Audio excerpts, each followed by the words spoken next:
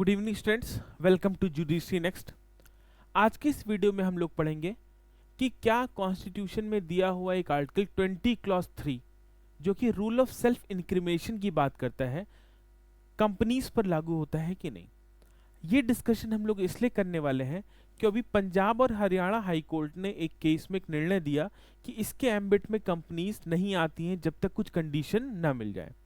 इसलिए इस पॉइंट को और कंपनीज के रेफरेंसेस को देखने की कोशिश करेंगे। सबसे पहले देख लेते हैं आखिर हम किस केस की बात कर रहे हैं। तो जरा हम यहां ध्यान से देखें, इस केस का नाम है LSE securities limited versus Jaswinder Singh Kapoor. इस केस में कोर्ट ने कहा that company can not claim protection under article 20 clause 3, ठीक बात है, जो कि rule of self incrimination unless specific conditions are met. अब ये स्पेसिफिक कंडीशन क्या है इसको देखने की बात करेंगे। क्लियर। अब यहाँ पे मैं एक केस और आपको बताऊंगा, आप इसको थोड़ा सा वर्कआउट भी करेगा। MP शर्मा, और ये आपके एग्जाम में पूछा भी गया है, वर्सेस सतीश चंद्रा केस।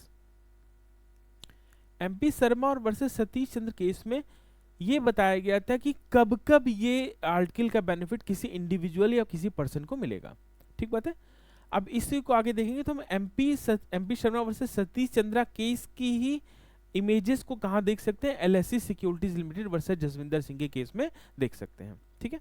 अब यहाँ पे कुछ चीजों को और समझने की कोशिश करते हैं कि आर्टिकल 20 क्लॉज 3 है क्या। सबसे पहला पॉइंट देखें तो आर्टिकल 20 सब क्लॉज 3 प्रोटेक्ट करता है इंडिविजुअल को किस चीज से, from being evidence to give testimony और evidence that could be used against them in criminal cases. यानी किसी भी क्रिमिनल केस में जो व्यक्ति है उसको स्वयं के विरुद्ध गवाही देने के लिए बाध्य नहीं किया जा सकता है।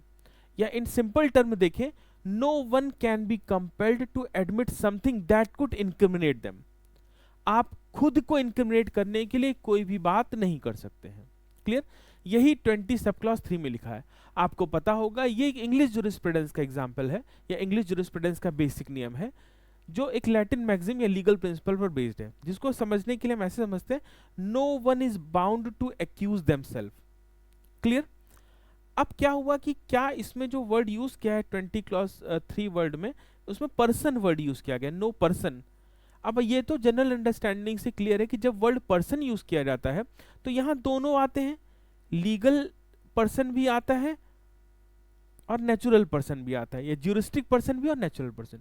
जैसे आप और हम नेचुरल पर्सन का एग्जाम्पल हो गए और company, firm, private limited company, juristic person का एग्जाम्पल हो गए। तो पर्सन वर्ड से हमने ड्राइव किया कि 20 क्लॉज 3 दोनों पर अप्लाई होता है। बट कोर्ट ने ये क्यों कहा और किस कंडीशन की बात करी है, जरा आगे हम ये समझते हैं कि आखिर इस केस में हुआ क्या था। इस केस में हुआ क्या कि 2012 की AGM मीटिंग थी LSE सिक्योरिटीज लिमिटेड की। ऐसा LSE सिक्योरिटीज लिमिटेड एक स्टॉक ब्रोकिंग कंपनी है।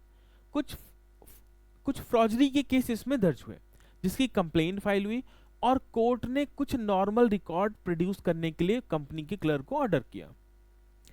कंपनी के क्लर्क ने रिकॉर्ड्स देने से मना कर दिया और कहा ये डॉक्यूमेंट कॉन्फिडेंशियल है और हम अपने ही अगेंस्ट कोई डॉक्यूमेंट प्रोड्यूस नहीं करेंगे क्योंकि 20 क्लॉज 3 हमें ये प्रोटेक्शन देता है, रूल ऑफ सेल्फ इंक्रिमिनेशन हमें प्रोटेक्शन देता है।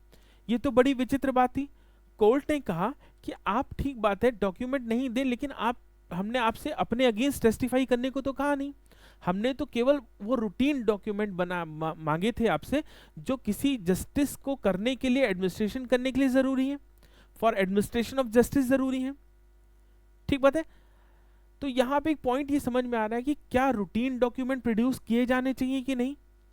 तो कोर्ट ये कहने की कोशिश कर रहा है कि रूटीन डॉक्यूमेंट तो आपको देने ही चाहिए।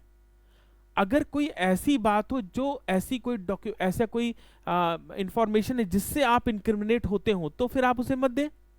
क्लियर। तो यहाँ पे आगे क्या बात करती है कि कोर्ट कहता है कि 20 सब क्लॉज 3 अप्लाइज व्हेन, और यही तीन बातें अगर आप ध्यान से देखेंगे तो MP शर्मा और वर्सेस सतीश चंद्रा केस में बताई गई हैं।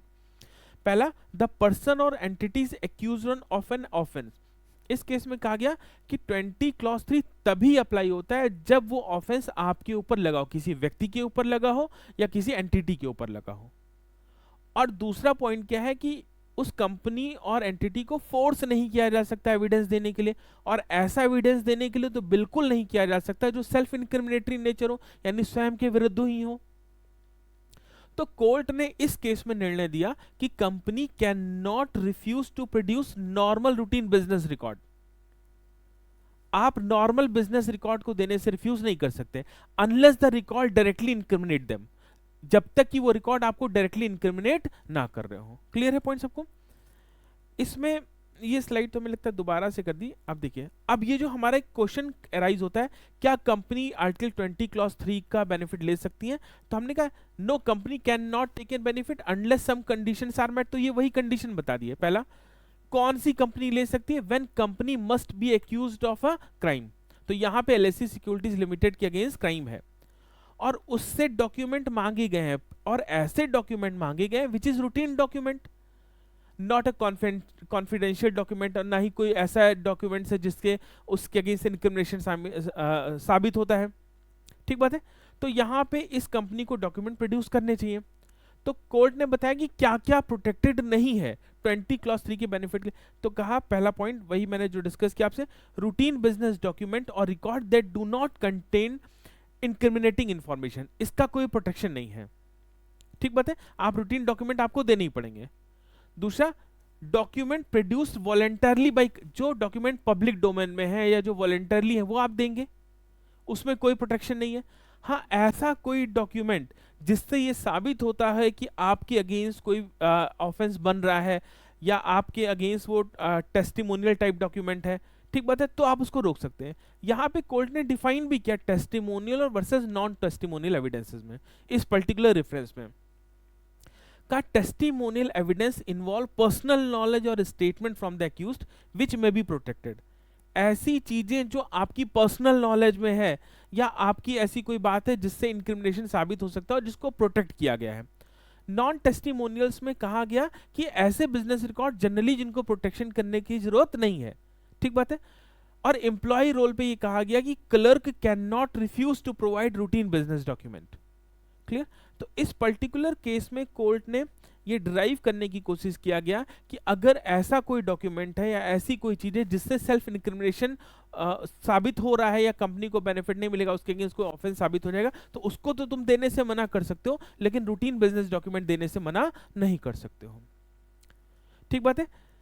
ये जजमेंट इसलिए जरूरी है कि 20 सब क्लॉज 3 जो भी हम लोग जेन मिश्रा वगैरह पढ़ते हैं उसमें इसको इस तरह की चीज को कवर नहीं किया गया, इसलिए इंपॉर्टेंट है। देखिए, 20 सब clause 3 is meant to protect individual and company, ये दोनों को ही प्रोटेक्ट करता है, बस कुछ कंडीशंस मैच होनी चाहिए। और यहाँ पे एक केस मैं आपको सजेस्ट कर रहा हूँ, आप पढ़िएगा इसको, मैंने फिर से इसका रेफरेंस दिया, MP शर्मा वर्सेस सतीश चंद्र। मैं देखिए इसी 10 मिनट के वीडियो में इसको तीसरी चौथी बार बोल रहा हूँ। और इसका ऑब्जेक्टिव क्या है? देखिए, इसका ऑब्जेक्टिव सिंपली क्या है कि एक अकाउंटेबिलिटी मेंटेन करी जाए तो पर्सनल इंटरेस्ट को लेकर, कि मेरा पर्सनल इंटरेस्ट है वर्सेस गवर्नमेंट के बिजनेस को लेकर, सॉरी कंपनीज के बिजनेस को लेकर। ठीक बात है? तो इस तरह की कुछ रीसेंट जजमेंट हम लोग इसको डिस्कशन करते रहते हैं। तो अभी जो आप लोग ने पढ़ा, हम लोग ने 2 पॉइंट पढ़े, एक तो पहला LSE securities limited versus someone, एक केस ये पढ़ा, और दूसरा कि कंपनी को 20 क्लॉज 3 का बेनिफिट मिलेगा कि नहीं मिलेगा। होपफुली रीसेंट जजमेंट के वीडियोस आपको अच्छे लग रहे होंगे। आप प्लीज मुझे कमेंट करके जरूर बताइएगा यदि आपका कोई डाउट हो या इस तरह की कोई चीज आपको और डिस्कस करनी हो। Thank you very much.